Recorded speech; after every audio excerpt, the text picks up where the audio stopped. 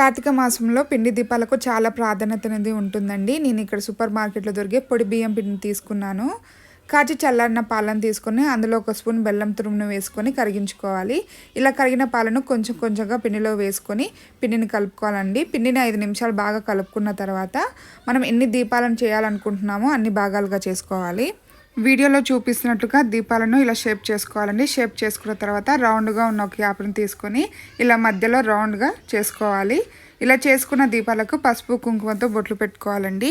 ఈ పిండి దీపాలను కార్తీక మాసంలో కార్తీక మంగళవారాలు, కార్తీక సోమవారాల్లో పెట్టుకోవాలండి. ఈ రోజుల్లో కుదరకపోతే కార్తీక పౌర్ణమి రోజైనా పెట్టుకోవచ్చు.